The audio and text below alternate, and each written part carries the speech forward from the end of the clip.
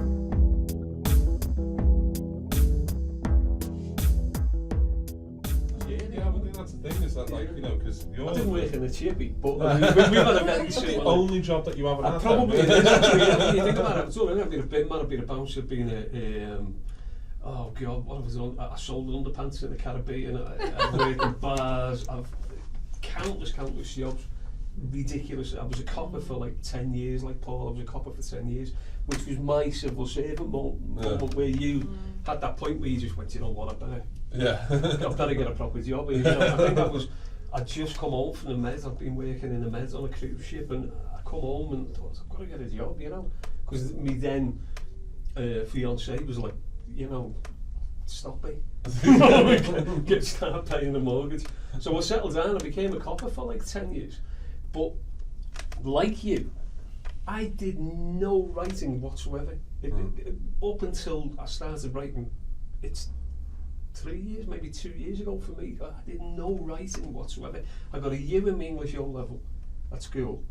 I was terrible at school, I was thick. Luckily enough I scraped a D in my metalwork and a C in my geography, which got me in the police. I was monumentally thick. I wouldn't have thought that the police were looking for people who got metalwork. No, I think they were looking at me. I was obviously intended to be the brute, the back of the room, as opposed to being the detective. He did metalwork at school. Yeah, he did metalwork at school. We need to headlock with a shoe,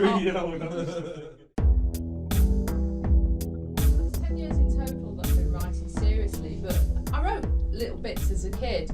But I came from a very shitty council estate in North Manchester, poor single parent background. So there was always that thing where you've got a bit of a brain, you've got to get a job that will pay the bills. So I quite wanted to go into fine art, where it was like, well, you're good at art, but you're not going to pay the bills, you're good at languages. So I was brilliant at German. I ended up doing a degree in German and Dutch. And mindful of the fact that I had to get a sensible job, because no one wants to keep being skint if you can get out of that, but when I was a student, which is, we're going back to 1990 or something, I wrote a novelisation of an epic Dutch poem, right, from the 12th century, because that seemed like a really great thing. Very commercial. Well, it was about Charlemagne the Great, actually, and at the time, I thought that I made a brilliant kind of fantasy story, and I wrote the first draft over 2 summer holidays. And just left it for 17 years. I thought, this is a pile of shit. And I went back to it 17 years later when I'd had kids, and I read it, and it was an absolute pile of crap. But sometimes people will get a lucky break and suddenly lurch into a writing career. For me, it was the bottom fell out of my world, because I'd had these really boring jobs. It was a bit like wrapping chips. I was never suited to anything, really. I'd been a professional fundraiser for donkey's years, working in children's charities, and I'd always aspired to do something more interesting, like I tried to get in a band, but again was always lured back to the day job because I needed to pay the bills, so never quite threw myself into it properly. And then I got this boring fundraising job, went from job to job. Every year or so I'd just get bored and move on. And when I had my kids, I thought, I'm really bloody miserable, I can't do this anymore. I'm going to give up work and do up houses. I'm going to be Sarah Beanie. So we kept buying shitty houses, and I'd do them up, and then we'd move. And I thought, well, this is great. I'm good at this. I enjoy this. It's quite creative. I'm going to be a property developer. And we kept moving house, and it was bloody knackering, but we were young, so we could still do it. Not as many kids as Sarah Beanie. No. You've already had plenty of your own. The body's wrecking up as it is. But so I thought, right, I'm going to do this for a living, and it was about 2009, and we'd bought a house in Radcliffe, did that up, we'd bought a terrace, and I thought, this is my first kind of separate project, so I don't have to keep moving. Fine, did that up. I thought, right, I've got my eye on a mill over there, I'm going to buy it, turn it into flats, and get myself horrendously in debt. Credit crunch happened, couldn't get a mortgage anymore, rang the bank and said, do you think I could get hold of 100 grand to buy this shitty old mill and do it into flats? Down the phone. And that was the end of my property development career. I'm like, shit, what am I going to do? I can't go back to fundraising. I absolutely hate it. I was good at it, but I hated it. And then I thought, well, do you know what? I've got kids now, and I love children's books. I'm going to start writing for them.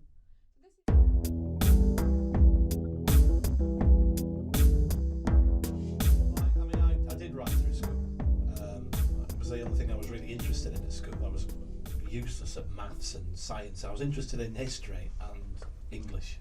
And English as in creative writing rather than, I mean, to my shame, I didn't much enjoy reading great novels in that era. Work-wise, when I finished my education, I went into the police, Great Westminster Police. It seems like a bit of an about turn for someone who wanted to, who wanted to write. But I think by the time I got to my early 20s, I was sort of, I'd had all kind of ambition to be a writer kind of knocked out of me a little bit. Not, not in a nasty way. I just was looking for what would be a paying job, what would be a good career. I was in the cops for a few years. Certainly gave me a few good ideas. A bit of background material for what would follow. But I left the police. I was only in my sort of mid-20s, so I wasn't. I was still thinking I might have a career somewhere else. Went into journalism, training journalism initially down south, and came back north. Worked on a few titles in the northwest: Wigan Evening Post, Wigan Observer, Manchester Evening News. But at the same time, I'd started submitting speculative scripts to the Bill. The reason I did, the Bill was in the height of its power. This was the kind of late 80s. The Bill was at the height of its power. I mean, they did something like 3 episodes a week and never took a break, which is quite unusual. Soap opera almost. Almost. Well, in the end, it did, and I think that's why it ultimately died. But I mean, it was like a soap opera, but it was freestanding 1-hour dramas. It was a phenomenal turnover. And I went down regularly to the studios, first at Wood Lane in West London, then in Wimbledon, and it was like a little town, the whole operation. And they'd be filming, in the corridors outside the script editor's office. The police station corridors were actually all over the studio. All worked very well.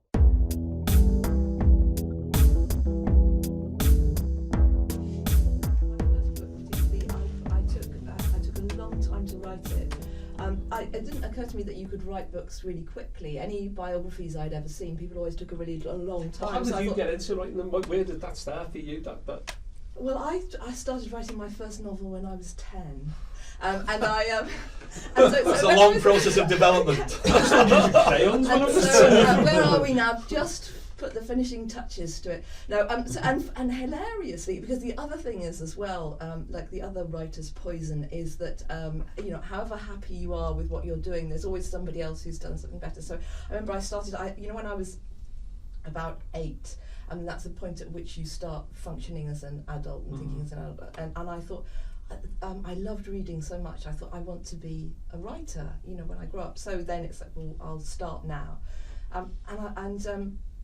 The neighbour from across the road very kindly brought in a book that had been published by, I think in the 30s, and I can't remember. I just remember them eating cherries, and it was like a sort of it was a coy romance. It was very funny. It's very well known, and because I haven't got Google here, I can't tell you what it is. But it was written by a girl of 10, and I remember thinking, that's it. It's all over for me. I'm never, she's got there first. And so I think there's, you have to be careful that you don't spend your whole life, that you look at your success and then you think, oh, but somebody else is doing better. So the answer to that is that I had thought.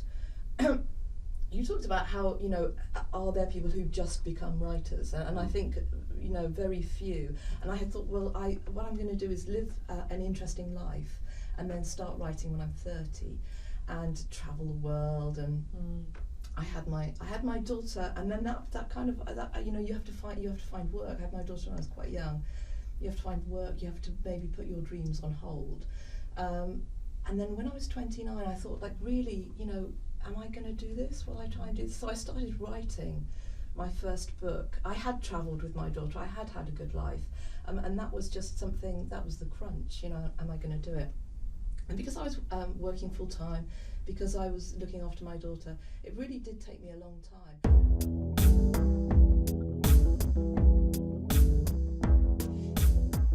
Read a lot when I was younger. And then between the ages of like 15 and 23, I think it was, I didn't read a page. I read The Mirror, and that was about it. It was like, I'd read The Mirror, The Echo, and that would be it. That'd be my summer total reading.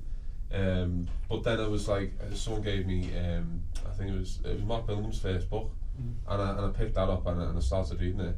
And then someone else gave me a box full, this is my auntie gave me it actually, she gave me a box full of Stephen King novels, and I went through the whole lot and read them all. And then I just carried on reading, and like my first daughter was born, my second daughter was born, and I just carried on. And so like when I started getting online more, is that what I realised, that you can talk to these writers, and they'll answer you and stuff like that.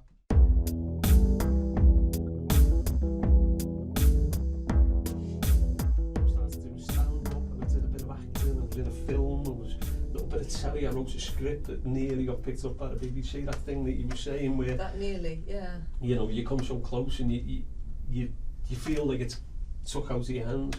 And then through a fluke, I started driving a cab because I needed to pay for dog food, and I ended up through a coincidence again.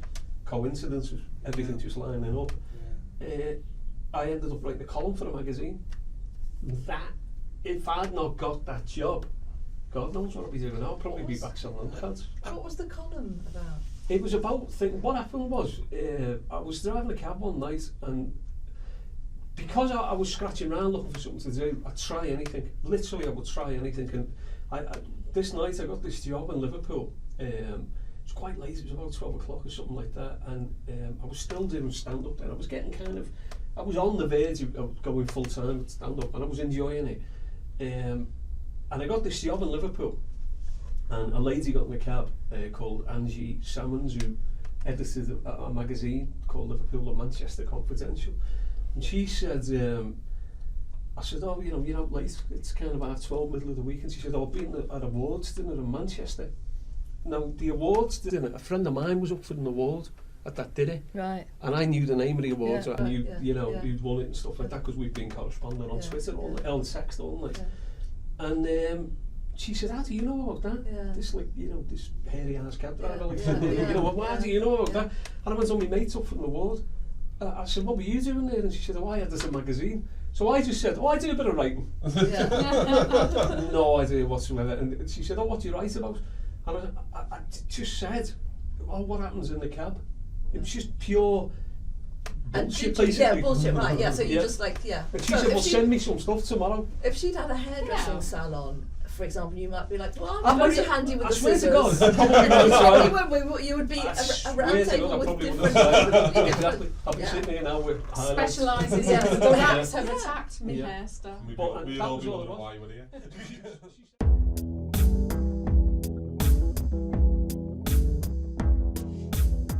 Heck came along about 2011, 2012 after I had a conversation with my agent in which he thought I really ought to, get back to what I'd had most success with, which was police procedural. But whereas our hands were tied with the bill because it went to air before the 9 o'clock watershed, In a novel, we could really let rip, you know. And we do let rip. We let rip in every. Have a good swear. Yeah, have a good swear, and lots of car chases, and lots of police brutality, and all sorts of things that you couldn't put on television without upsetting the Metropolitan Police, you know. So.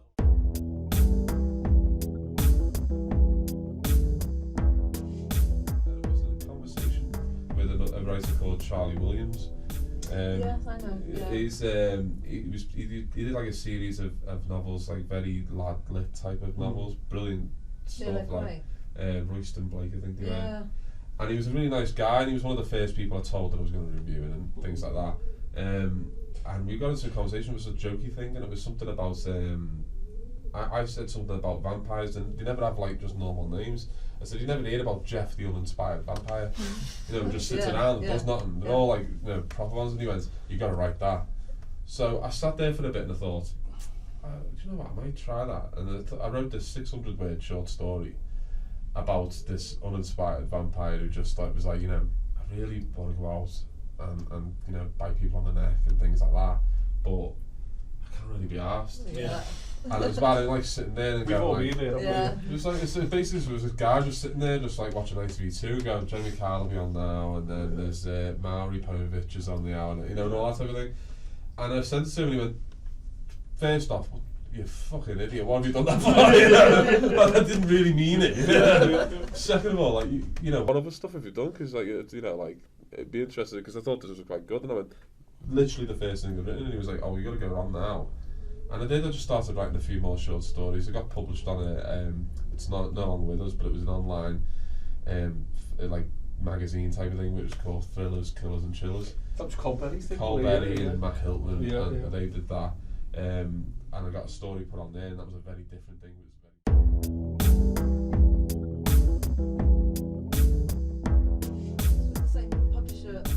Him when I started out, and they you know, and you're like, right, well, so what's the marketing budget? And they sort of said, oh no, we'll you know, we'll wait until you've written about 5 books, until that kicks in, till you've got shelf presence like Ian Rankin. And I thought at the time, I don't know if I've even got 5 books to write. You know, it took enough to get this one. I mean, I don't feel that now. I feel that's going to be my life. But I think with Ian Rankin, people always make the point that a publisher isn't going to, you know, they make a decision probably on that first book, and it wouldn't go to 5 books. I mean, he's immensely successful. I mean, that was the right thing to do. To you know, he's, you know. But it's nice to see someone who's immensely successful, who's probably one of our best crime writers going. You know, it's like, you know, it's nice to see that kind of success for someone who stuck at it. Yeah. I mean, we're talking nearly 30 years of Rebus now. You know, it's coming up on that, because I think it was like 87. I think it was his first Rebus one. Like, it was black and blue, wasn't it? And he's a very nice man. You know, he's So I mean, he was. So it's nice to see, like, you know, that kind of career. You know, but would that happen now is another question. But I hope so. I mean, it is one of those stories that you hear though, where it's like, look, it took Ian Rankin 10 books. You know, it took Mark Billingham's first book did well, but I'm not sure if he got to the level he is at now. Where it was Lee Child was 4, wasn't it? Yeah, Lee Child didn't sell a book till the 4th or 5th book, and then suddenly bang, he just went off. You know? And but Joe Nesbo was like, because a Scandinoir was the thing that got me re-excited into crime enough to start writing it for myself. And apparently, he was just Joe Nesbo. You know, Barry Forshaw, the crime critic, said that he kind of met him on his first tour out to Britain, and he'd done, you know, The Cockroach and the Bat, and they hadn't really done that much. And then all of a sudden, Snowman, which was several books in, poof. Yeah. I mean, that's what you kind of hope for, though, isn't it? Is that one book just... I don't want to wait that long. You break out title. You break out title. My thinking is that, like, when you look at... Okay, so... I can't even see Gillian Flynn. I'd say, like, you know, so Paul Hawkins' Girl on the Train. First book, bang, and it's done incredible. First book under that name, don't forget that. Name, Oh, is it really? Yes. But it's one of those things where you go, Christ, you know, I was that, you know, it's that's like huge. How would you follow that? And I always that kind of thing would worry me. Is that I don't know. It worries me terrible. Yeah, no, it worries me because although I'm not, you know, that successful kind of thing, but you do worry that, like, I was lucky that I got a fairly decent advance on my first book, and that's the thing where immediately you're depressed by it, because you suddenly think, oh God, I've got to, you know, I've got to do this again, I've got to do it again, It's easy to disappoint, isn't it? Absolutely, especially with me. But you've got that thing where you've just got to, you're in the car, you've just got to keep your foot pressed down. You can't for a minute, you know, enjoy it, I don't think. Not yet. Maybe when, you know, you're sitting in Hawaii with, you know, a drink with umbrellas.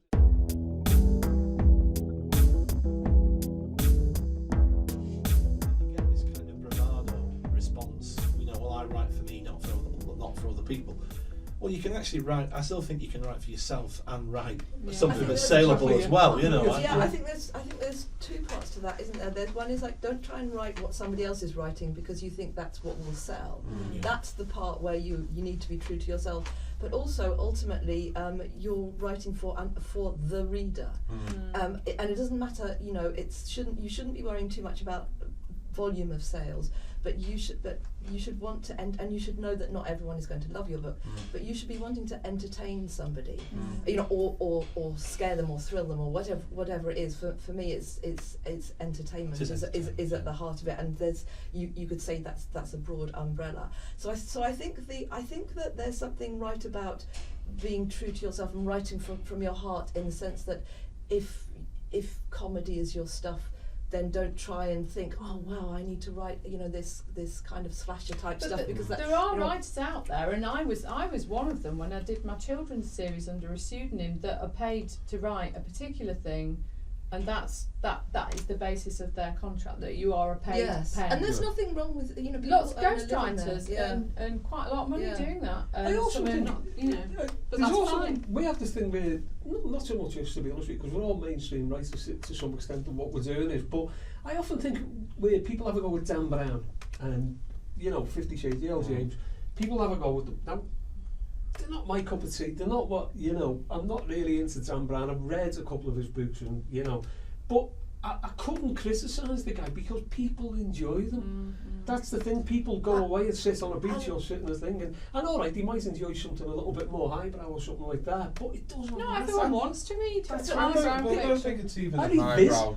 Do you know what I mean? It's, you know, I don't think it's a highbrow argument. I think it's. I think you can say, on a base level, someone is either doing it right or doing it wrong. I think, especially with someone like say 50 Shades of Grey, is that you can look at that and aesthetically say that's not what I think, you know, good writing is. I don't think anyone aspires to write a crap novel, though. But I don't think I don't think she's gone out of her way to not do it right. What I think it is just that it's the first thing she ever wrote, and it was fan fiction first, and it's not really changed from when she started. So there's been no real. But she wrote for the market that wasn't ever going to say, look, I don't think that metaphor works at all, or that's a really weird image that you've created there, or, you know.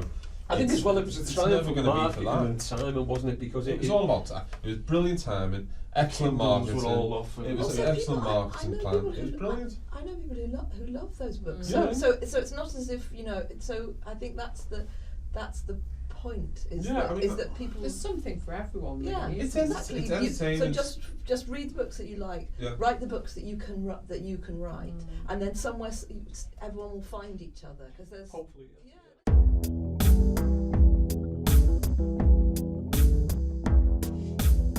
It's evolving at just a ridiculous rate. It's changing constantly. You know, with the likes of Thomas and Mason and all of these. It's sort of, I think the industry, it's a cliche, but it's so true. The industry and writers, we're struggling to keep up with the way it's constantly changing. It's mutating. Ah, I mean, it's completely unpredictable. Absolutely. And it's stressful. I mean, you know, Kindles or e-books, there were various e-readers, but I mean, e-readers have really only been commonplace for the last few years. But bizarrely, they're dying out now, aren't they? Allegedly. I only got one at Christmas. Well, I think what you can get if you're reading Kindle, you can get a Kindle app. You can get various apps. So I think people will probably just read them on their iPads, whatever. Yeah. But I don't think e-books will die out. I don't think they'll die out. As a format to read, you're all right. Yeah, I think, you know, so. But from your position, do you think ebooks will plateau? Do you think there'll be a kind of like a cut, not a cut off, but where it'll just slow right down the rate? Because it has been increasing year on year, but the last year it's like the rate of how far it was increasing has slowed down quite considerably. I honestly don't know, but sometimes they'll say that they'll suggest that they're becoming less. People are buying less of them, but what they mean is that the rate of increase is plateauing, as you were saying, as opposed to that people are not buying them. To me, I don't really care. A book's a book. Yeah. I mean, I know that people get sort of crazy about, I could only ever read print books, which is fine, go ahead.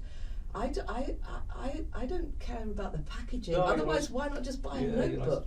Yes. I mean, but seriously, I mean, I only care about the words. So to me, it doesn't matter how you deliver it. Although audio is very different experience for me than reading. So.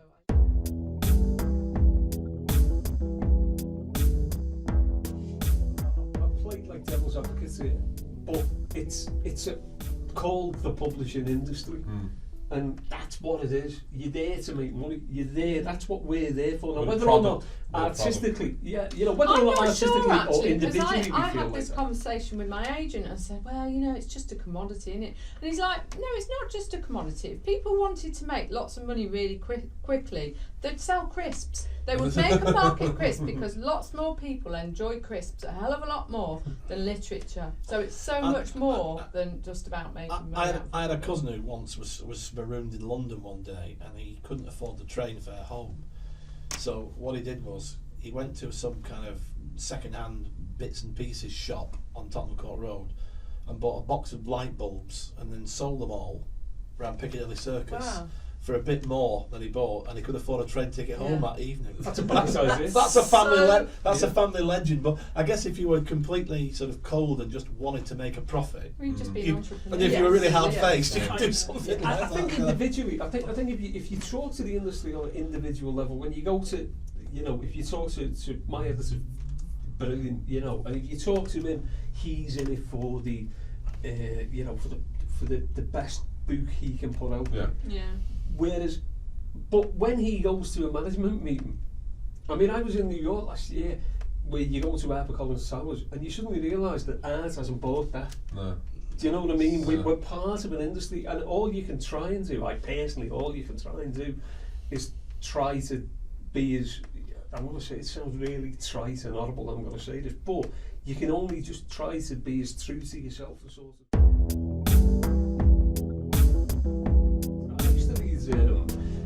Bill Norton, who wrote Alfie, funny enough, but he also wrote kids' books. And I always remember, if there's one book that as a kid in the school library where I was probably on detention, there was one book that I got, and it was called My Pal Spadgia. Spadgia, and what it was like written about Oldham in the 30s. And I'm not that old that I couldn't get into Oldham in the 30s, but it was written about that. And that is the one book I bought it about 3 years ago. I was in Clitheroe in a bookshop, and I saw it in the shop, and I bought it, this old school copy, with a tattered cover and all this. And I don't want to read it, because if I read it, it's rubbish. Yeah. I mean, granted, I'm 48 now, you know what I mean? But if I read it and it's rubbish, it'll spoil that thing. So it's on my shelf. But that was the book for me where you go, wow, that's something. But I did read crime books, but I used to read these books. I was trying to think of it, the guy who wrote them. They were Agaton Sachs books. They were like this, about this Swedish detective. Oh. I mean, Quentin Blake used to do the illustrations in the little comedy cartoons kind of thing. But they were funny. They were funny books. They were a bit surreal and a bit funny. And I can't remember the guy's name who wrote them. But between Bill Norton, who wrote a series of these kids' books, and Agaton Sachs, I was reading adult stuff. Well, I mean, that's what I mean. Like when I got to like 11, I was because I was determined. My dad used to have this. Sorry, I also used to eat Mayfair. I was finding a privet edge on the way home. On a rubbish dump at the end of the road. You never see that anymore. That doesn't happen anymore. No, like used to be like, we found this page. People dump hard drives in the woods now. It's like, why don't you just go on your phone? I found this page. But no, there was a book in my dad's room for years. I was staring at, and it was this massive book, and I was like, I really want to read that. And it was like a challenge, so I kind of set myself as one day I'll read this book. And my dad used to go, no, you can't read that, it's too adult for you. And then I got to about 11 or 12, and he went, alright, you can read it now. I mean, probably just to shut me up. Yeah. and it was The Stand by Stephen King. Oh, right. Yeah. And then from that, for like the next few years after that, I was reading horror just non-stop. Yeah. It was, you know, James Herbert, there was, you know, what, Dean Koontz and all those ones. Did you do Harold Robbins? Or No, you meant no. to have a Jackie Collins and Harold Robbins phase, or was that just I've never had a Jackie Collins phase. No. Not until I got older and I fancied the older women. I briefly had the Joan Collins phase. That's a completely different phase altogether, yeah. But no, I mean, I went right off crime, and then it wasn't until my 20s that it was like, you know, I started getting into the British crime genre again. So it was Mark Billingham, there was Val McDermott.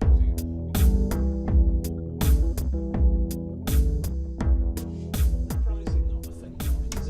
I think It is a frustrating factor for us, really, isn't it? You know, in that books, you know, I mean, I know ultimately it's down to the publisher whether they're going to sell it at 99p or not. But most of our ebooks, I'd imagine, most of our books are down in the realms of sort of £2.50 to £3.50 type of price range. The reality, there should be a few quid more than that. Yeah. You know, I mean, well, mine's 99p, as I'm sure. Well, mine yours have still been. has Mine have yeah. been. I don't think there's no point whining about it. That's just the way it's going to be. The problem so, with that you know, is it's wonderful for the reader because that makes It's great literature for the reader. accessible Yeah. to them for very little money. So it's a very small gamble to take, which presumably is why HarperCollins, for example, will take that pricing for a debut author particularly. But for people like us, we've got to shift enormous volume to make any well, money that's the at all. worry. That's the worry. It is a living And at the end that's of a the day. big yeah. issue at the moment in the trade press, is that authors' income is being squeezed so much that what incentive is left apart from the love of words to become an author, because the money is often not there. I know HarperCollins, we've had meetings about this where they will say it's what you're doing is building an audience. You know, Yeah. you've got That is true, yeah. But I do look at when you see established authors who are still selling books for 99 pence, you go, hang on a minute, you know what I mean? You've got your audience, you've earned that extra, you know, It's got to be a numbers game, hasn't it? Yeah. I mean, I suppose you could also, well, you know, if it's priced at 99p, maybe you still may make as much as if it was $8.99 because lots It's more less, people yeah. are going to buy it. So Yeah. you never know.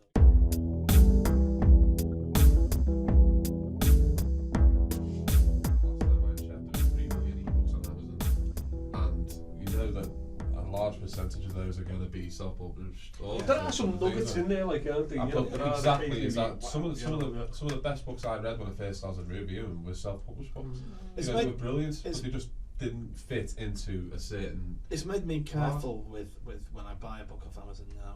I kind of run every kind of check I can on the author of the book before I fork out now, because I think when the first time I ever got on Amazon, this was quite a few years ago, so I would imagine quite a lot's changed anyway. I remember seeing half a dozen titles which I thought, well, that looks good and that looks good and that. I bought them all. They were all absolute garbage. I mean, they weren't even properly typeset, or you know. Yeah, no, they I were just, always I do the sample, the look inside thing. I well, you like couldn't do that then, but you can No, now. Yeah, I think yeah. I think it always shows, and it's one of those things where you say you should never judge a book by its cover, but I think a lot of the time on Amazon is you can see where the effort's gone in, and I think you can see that some people put the efforts into making it look good. There's some great people who do who self-publish. I mean, John Rickards is a crime author who was a Penguin for a number of years, and then he moved to Headline under a different name, and now he's self-publishing his old Penguin books. But the effort that he's put into his covers, into his and everything like that is you can go, okay, if you've made the efforts, I'll make the effort to read it. And I think that does make a difference in that sense. And you can see people who haven't made an effort, but honestly, there's still nuggets in there as well. Oh yeah, no, absolutely. It's Yeah. incredible. You know, people like me, you know, grammatically, when I started writing 3 years ago, I was, you know, I'm literally useless. To say me what? You know what I mean? I had no idea whatsoever. And so some people are kind of hindered by that as well. Yeah, I mean, that's another thing. But the ability to tell a story might still be there, but you just, like you say, you've got to plough through it. Yeah, you've got to. You know. Some people can't be bothered going through the whole slog of trying to get an agent, trying to get a publishing deal. They just think, oh, I can't be arsed with this, I'm going straight to the reader. And in some genres like crime, where you can have that dialogue with your reader. That works really well. But with children's fiction, for example, there are gatekeepers that you can't get past. So it's not really worth doing that. And I've got a couple of mates who are very talented writers and have been agented, and then they couldn't place their novels, and they were like, do you know what? I can't be bothered going through another couple of years of waiting. Tried to self-publish, but how do you reach an 8-year-old on Amazon? You can't. That'll be the next thing, is like Amazon targeting children, and I can't wait for that headline. You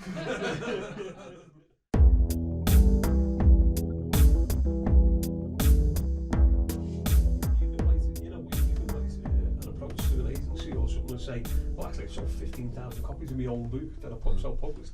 Well, they actually want 100,000. Yeah. They want. Right, it would yeah, be, yeah. you know, Well, but people do. People are doing it, I know. And then yes, they need to decide whether or not they want to, whether they need that, whether that deal would be better. Yeah, I mean, that's the thing. I think as well, though, people who are, I've got a friend in America who's a romance author.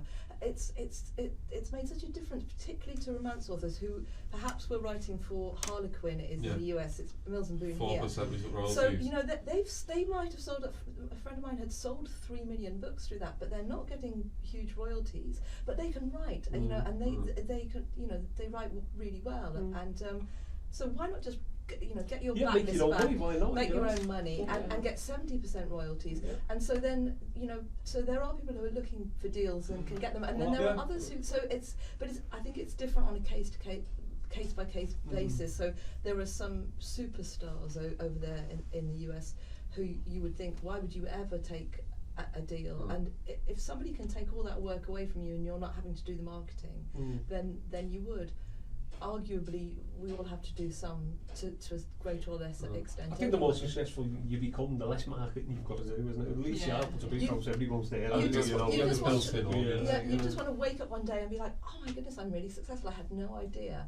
I've been in a coma, and that's great. Well, so I don't need to do anything. So I can just write for the rest of my life, can I? Because it turns out that I've sold 1 million books. To which the answer would be yes. Just get on with it. But you need to sell that first million. Oh, you've got to get there. Well, I was reading on Twitter yesterday. There's a self-published author, Rachel Abbott, who you'll know. I'm friends. I'm good friends with her. And I read on Twitter last night that people talking about the fact that she just told everyone she's just sold 1.5 million book self-publishing. What could a publisher offer to her to make her go, okay, then I'll go with you? That's right, nothing. Is there anything other than saying like, well, we can put your book on a shelf? It's like, well, at that point, does she want that? No, it's like she's already got her audience. That's the thing.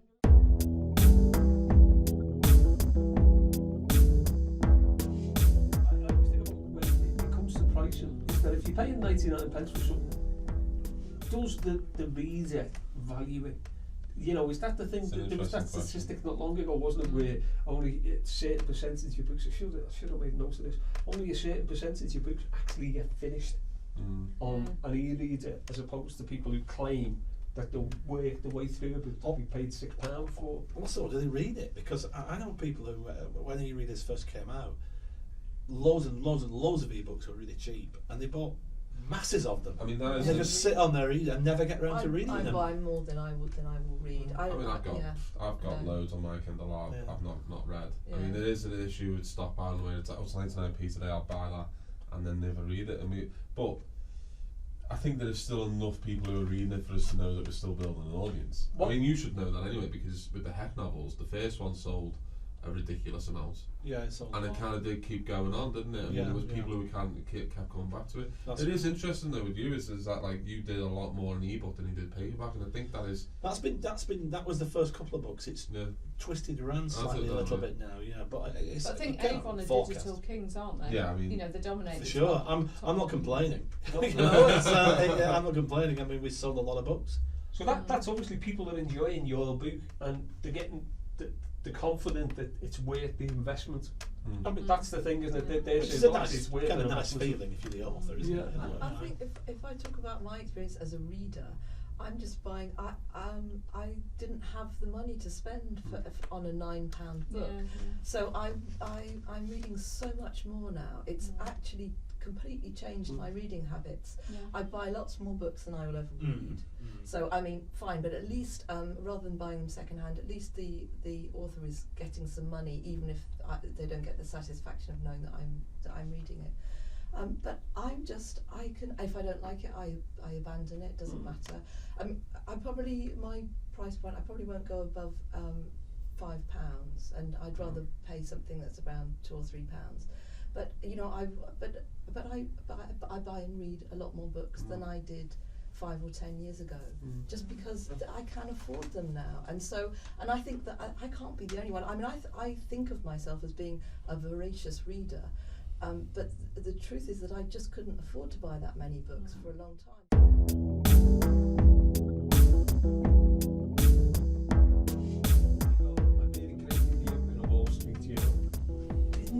Never in a million years I could, you know, stand outside their offices every day with a megaphone. I'm never going to get that review unless I'm with HarperCollins. I mean, that's It's as simple as that, isn't it? You know. And There is a certain kudos attached to having a big publisher. One of the big It's five. not necessarily, doesn't translate to money necessarily, No, but doesn't get you girls, I can tell you. I think it's true that, you know, and if you know, if sort of good reviews in you know, if you want that review still in the New York Times, whatever, you're not going to get that if you're self-published. But I mean, I've got friends who, you know, who are selling millions, multiples of millions. So that's, you know, that's it's an that's amazing amazing. achievement. I mean, through my publisher, they, you know, they'll put something on Facebook, and you know, lovely present for my publisher, and you think, well, what's that then? You have a look, and it's like for 1 million copies sold, and you know, and it's like, well, I think, didn't you get one of those a few months ago? So hold on. Not jealous at all. Yeah. I think, that would look very vulgar on my medal. Hey, come on.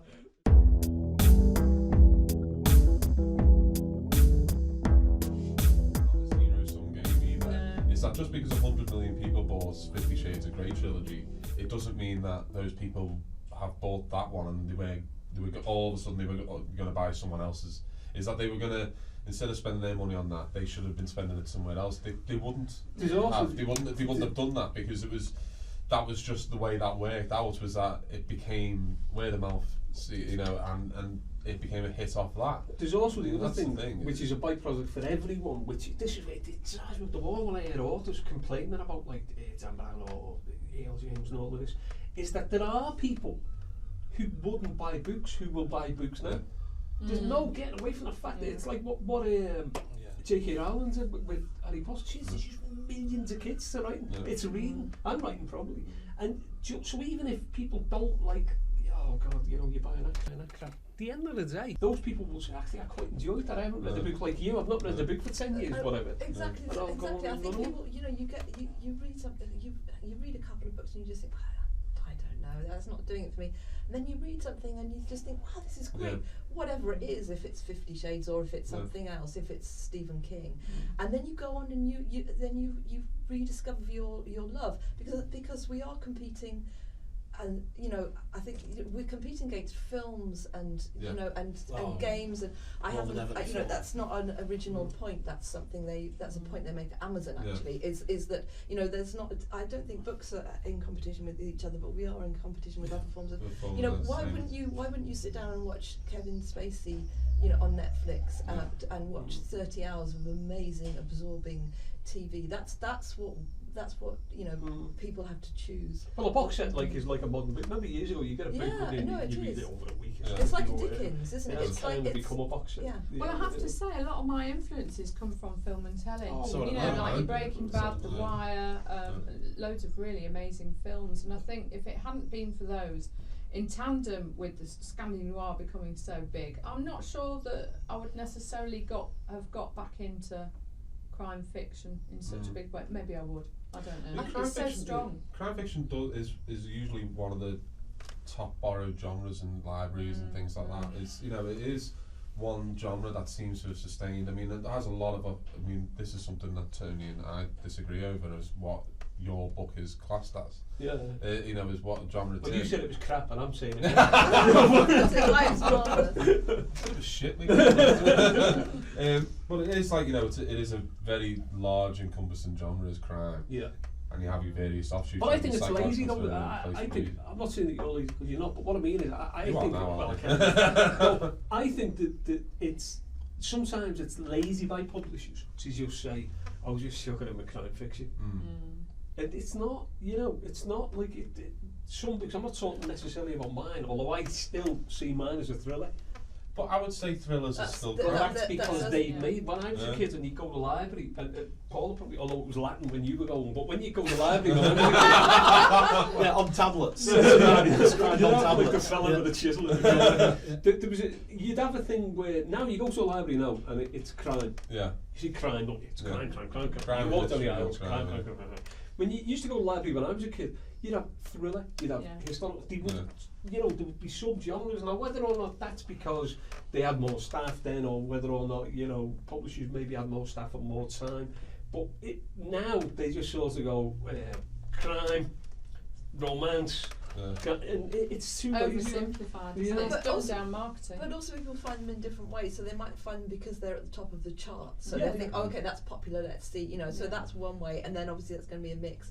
Other people will think, well, I only like romance, and then they thought it was romance, but it turns out it's something else, and it turns out they like it. So I think that trying to be too narrow in defining it, I don't think it matters too much. Oh, People you're like, right. I mean, people you're like right. books, don't they? Yeah. And tend to. I They'll also think. find what they want at the end. Of I the day, think won't that they? you know, very few people would say I'm a romance reader. Yeah. In terms of trying to reach them, you might say, well, we're trying to reach romance readers with this book. Yeah. But there's nobody I would suggest who is a romance reader. They probably read romance and mysteries, you know, and something else. Well, I was surprised. you know, that nobody is just that when I one. was trying to reach out to bloggers, actually, I was surprised to discover there's an awful lot of women's fiction and romance bloggers that also are avid readers of crime. Yes, And of course. I didn't as see that you know, coming. exactly as we all are. Nobody says, "Well, I'm sorry." Yeah. I mean, there are some things that you probably think, "Well, I'm not going to read that," No. and that's, you know. That's why I hate the Amazon email, you know, you get to like half 12 of the night, you know, you phone up and you look at it and it's... Please have my book on it. Yeah, oh yeah, I yeah. know. But it's got like Amazon, you know, it recommends for you, and you'll look at it. I'm not knocking Amazon, by the way, because I think they're brilliant. I think they're too easy to slag off sometimes, although it's difficult with small indies and stuff, but there are more people buying books. But you get that email, and say if I bought Dennis Lehane the week before or something like that, it'll give me a very, very similar book. Yeah. And I sometimes feel that it kind of funnels you into a slot that becomes easy to go along with. Yeah. That people don't go out and explore You other go stuff. home and buy one of mine tonight and see what they I start. will You do might- because it was yeah, something ridiculous. You might know, find that probably you're do. not getting your Dennis Lehanes anymore. So let's see where But that's that's part it, of that's the exactly I the think point we'll I'm get making. ELJ. No, we will, God. I might buy them. But no, you have that thing where it takes away that kind of browsing that we used to do in bookshops. Yeah. You But would it's very walk difficult around. to browse online, isn't Oh, it? Because you but can't. there's too much. It's Well, I it's think a that's lot why to we're go told to through. garner all these bloody reviews, is to kind of convince browsers to take a chance on, you know, the girl who Well, wants it down. so especially, you know, you say you're doing a search for something, you say, you know, vampire fiction. Yeah. It'll be like 500 Oh, pages I of know. books. I know. It's Think of- it, How do You're you gonna know? read I the think blurb. a lot of Yeah, it's that's- still down to like word of mouth, isn't it?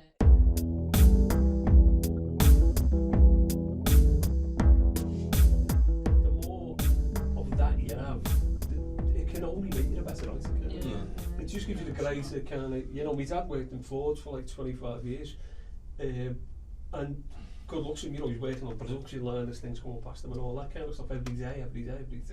There's only so much of a spectrum of humanity you're going to see. Whereas if you're working as a barman and then you're working on a cruise ship and then you're working, it can only be good for you. If anyone wanted to learn how to write, that's got to be a great way of doing it. That's why I think you I know. used to change job every year. I just took temporary contracts in the end because I knew I was going to get bored and I knew I didn't want to do it long term, and I found it intensely depressing. That's why I always think when people do like creative writing degrees, I'm not knocking it and good luck to them.